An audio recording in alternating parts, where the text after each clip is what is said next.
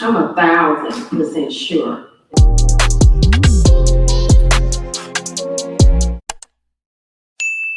So the retrial for William Polo Edwards started today. He was previously on trial back in August of 2023, but it was a hung jury, so the retrial started today.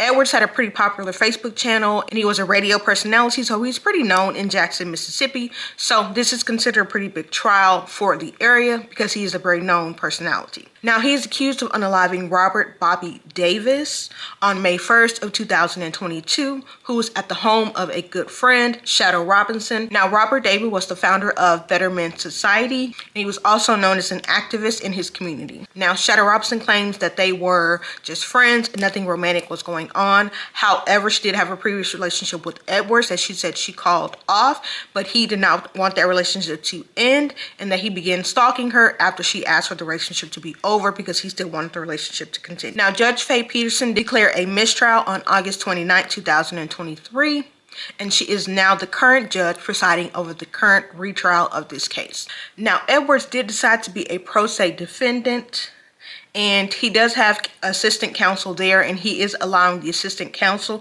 to actually do some of the questioning of the witnesses. So the questioning is going to be in and out between the two. The first witness on the stand today was Amanda Walker, who is a custodial of records, and she pretty much, for the 911 department, she makes sure that all the records are kept correctly and accurate and up to date and things like that, and she presents that information in court. So she did go ahead and play the 911 call that did take place on May 1st, 2022, when Shadow Robinson called 911 after Davis had been injured. The second witness on the stand was Wayne Derrick, who is a neighbor of Shadow Robinson. He stays directly across the street from her. He said that he did hear the firearm and the vehicle leave the premises after the incident took place, so he just went over what he recalled. Shadow Robinson. I want to take you back to that day. On that Sunday afternoon, who was there at your home? Myself, Robert Davis, my minor twins, and my adult son. Okay. And what was Mr. Davis doing that afternoon? Cooking. Okay. Okay. Now, that afternoon, had you invited anyone else over? No. Did someone come over? Yes. Who? William Edwards. Okay. How did you first see that he was coming over? I saw him coming up the driveway from in my bedroom. I was in my bedroom, and I could see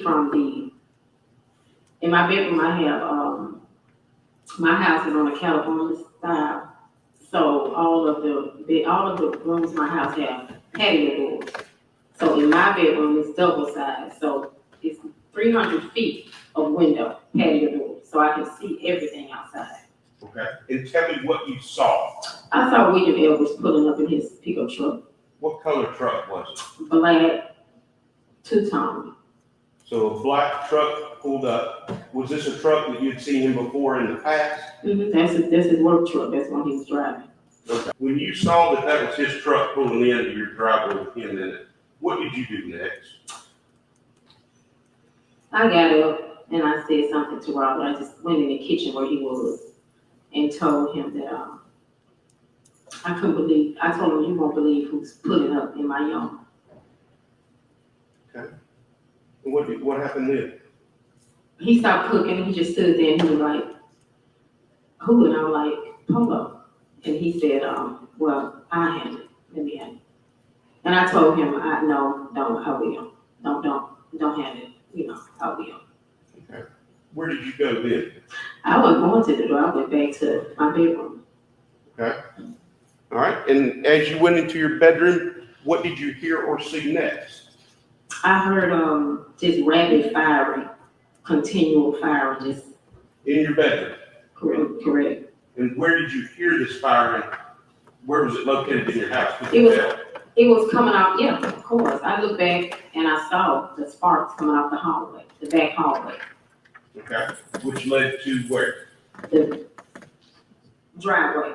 Led to a door to the driveway? Door to the, correct. And is that where you saw Mr. Edwards pull up in the truck? Correct. Okay. What did you do after you heard this rapid fire? I didn't see Robert anymore, so I took off running back that way toward it. Okay. What did you see? I saw Robert, laying on the floor. His foot was holding the door open, kind of sort of. He was laying flat on the floor, and William was standing over him with a gun. Did you hear Mr. Edwards say anything after that? I did. What did you hear? He said, "Motherfucker, now." Ms. Robinson, are you 100% sure that Mr. William Edwards was at your house on May 1st, 2022? I'm 1,000% sure that he was there. Are you sure that he was holding a gun that day? He was holding a gun that day. Are you sure that he shot your friend Robert Davis? He did shoot him. That's correct. So your bedroom, you can see the kitchen from your bedroom door. The kitchen is my bedroom door. Okay, so your bedroom actually butts to the kitchen That is itself. How does the hallway attach to the kitchen? That particular hall, I have two hallways. My house is in a Z. My bedroom is in the middle of the hall, in the middle of the house. I created that when I got custody of the children to create room. So I closed the back of the house out and I created a hallway and a master bedroom and pantry and office and laundry room back there for the other children. Okay. So there's a long hallway over there on that side of the house as well as the other side. And this long hallway is where this incident took place. Correct. Okay. How long is this hallway? Oh, I don't know. I've never measured it. It's pretty long. It's long. Can you give us an estimate? 10 feet, 15 feet, 20 feet? Maybe 10 feet, maybe a little more. Okay. Would it be safe to say, just for working figures, say 15 feet? I mean, it's safe to say 12. Yeah, that's fine. So, just so we understand, so we have this long hallway, front door is here, Back door. or back door is here. And the kitchen, it opens into the kitchen? I mean, that's where the hallway terminates to? You just should have had a diagram. Yeah. But no, this is the hallway where the shooting took place. Mm-hmm. And there's a hallway here. That hallway runs directly to my bedroom. So me looking from my bedroom, I can see the top of that hallway. There's a pantry where she sits. Okay. So, you said you saw sparks, Correct. but physically saw sparks? I don't think you can physically see. I mean, what do you mean? I Well, that's visually saw sparks. Pardon me, go ahead. I visually saw sparks. Now, in the previous trial, the questions that were allowed to be asked of Shadow Robinson were definitely different than the questions allowed to be asked this time, because this information was not asked in the current trial. It was asked in the previous trial because there was a previous manslaughter charge against Shadow Robinson for unaliving. The ex-boyfriend was a Linnell Moore, and so she did go ahead and serve time for that incident that did happen back in 2001. They were allowed to ask about that incident in the previous trial, but in this trial they were not allowed to, so it was not brought up. Now, she did state at the time of the incident that at the home she did have 2 of her younger children and 1 of her adult sons at the home, and Davis was there cooking, and that is when the incident took place. She states that Mr. Edwards came over uninvited, and he actually ended up unaliving Mr. Davis, who was at the home cooking in the kitchen at the time of the incident. Now, because he came over uninvited, he just arrived to the home, and she says that she saw him pulling up to the home. She went and told Mr. Davis, "Won't believe who's here," and she's like, "It's Polo," and he's like, "You want me to go deal with it?" And she's like, "No, I'll deal with it." But she ends up going to her room.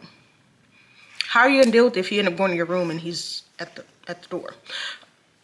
So I'm not sure about that logic, but he is the one that does end up going to the door, and there is an altercation there. Now, it is being alleged from the information that I read that people are believing that the incident that took place is actually between her oldest son and the victim, but that has not been confirmed, especially since we are on a retrial for Mr. Edwards. But that is kind of the vantage point that he is going from, and that is kind of the viewpoint of other people who watched the previous trial. So the 4th witness on the stand was Investigator Robert Watts. and he's a crime scene investigator, so he just went over him arriving at the scene, the things that he took pictures of, the evidence that he did collect. Now, when he decided to do his testimony, Mr. Edwards decided to do the cross-examination of him, and I guess this is kind of the main area where he felt like the previous attorney was not kind of defending him in the areas that he needed to be defended on. But of course, as a pro se defendant, there are things that you kind of don't do correctly, and he kind of did that with this witness. He was asking the witness questions like, well, why didn't you secure the scene? He's like, because I'm a crime scene investigator. He's like, well, you got there in 5 minutes. Is that normal? Well, the police station is not far, so I was coming from the police station, so it didn't take me long because that's not far from the residence that we were arriving to.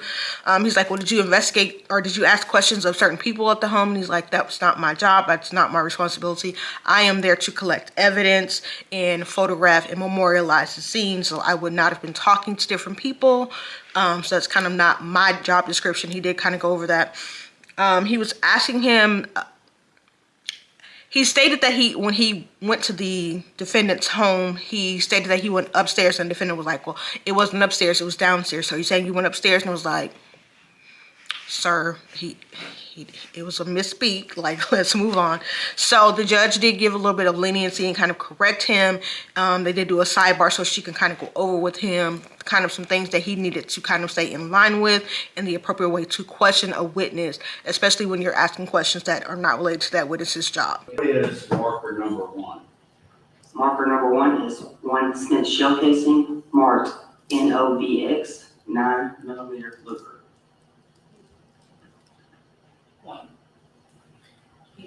Okay, go ahead and point at that.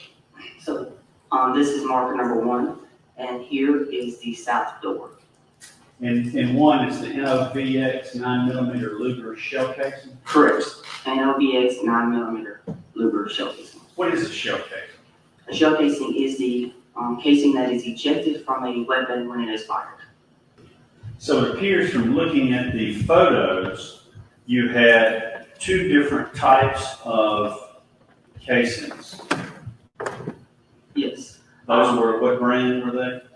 The brand was NOVX 9mm Luger and PPU 9mm Luger.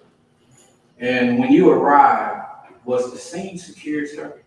No, I was one of the first officers on the scene. Okay.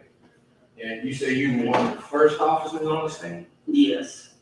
Was there other officers? Yes, I mean, there was multiple officers that responded to the scene. Okay, well, when you say you were the first, were you the first officer on the scene? Not the first. I believe 1 or 2 other officers were on scene before me. Okay, so there were other officers on the scene and the scene wasn't secured when you arrived? So when we first respond, our first priority is life-saving measures. So that is what occurred. Can you tell me and tell the jury about what time you arrived on the scene? Yes. So the call came out at 17 to 16 hours. I arrived on scene at approximately 17:21 hours. So about 4 minutes. About 5 minutes. Correct. And when you got the call, where did you respond from? I responded from Clinton Police Headquarters, which is 305 Monroe Street.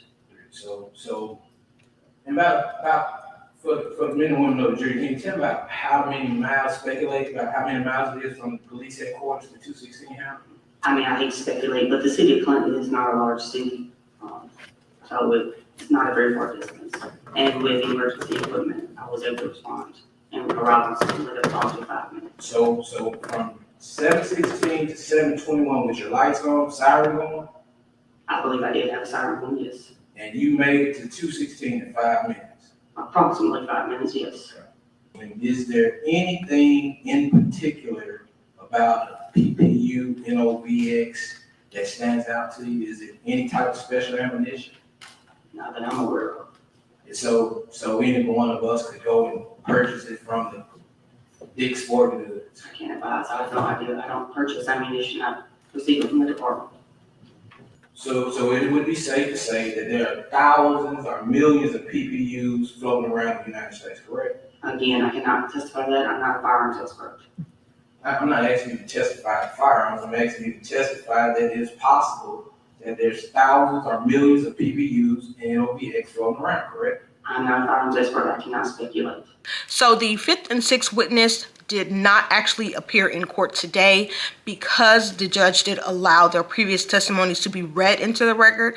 They just went over their testimony since they did appear in the previous trial. There was some scheduling conflicts, so she allowed for their statements to just be read for the record, and the evidence that they presented, she allowed that to be went over so that the record could, continue and be as accurate as possible. Now, this is not something that I'm used to. Like, when people are not available for a certain day, they kind of reschedule them at a certain time, but it seems that the judge wants this to flow in a certain kind of manner because the witness that was supposed to be after the sixth witness was not available at all, and they ended court early.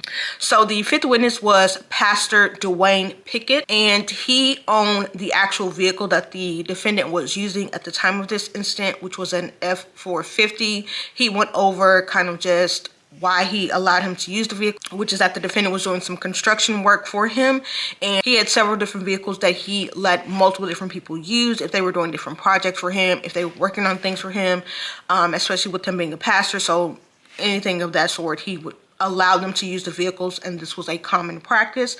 So he let the defendant have the vehicle because he was working on some construction stuff for him, and that is why he had said vehicle. Was that damage there before or after you loaned it to him? It was on there before. Pastor Pickett, do you own any firearms? Yes. And did you have any firearms in this truck when you loaned it to Mr. William L?